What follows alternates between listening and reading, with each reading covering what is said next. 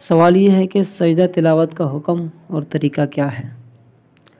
سجدہ تلاوت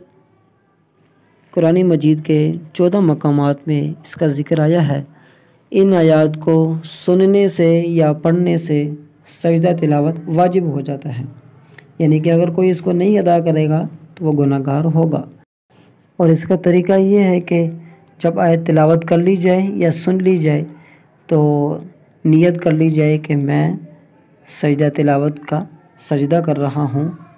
آیت تلاوت کا سجدہ کر رہا ہوں، تو سیدھا سجدے میں چلا جائے اور 3 مرتبہ سبحان ربی الاعلیٰ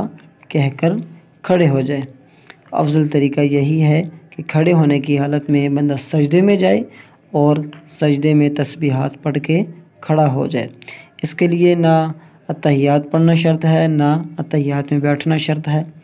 اور اسی طرح اگر کوئی بیٹھ کے ہی سجدہ کرے اور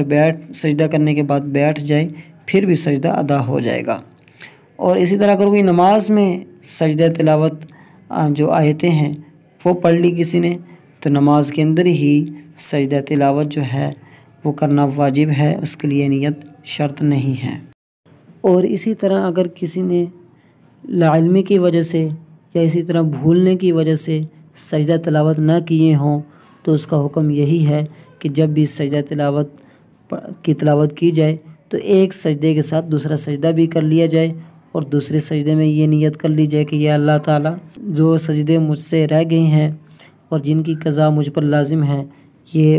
ان سجدوں میں اس کا شمار فرما، تو انشاءاللہ عند اللہ وہ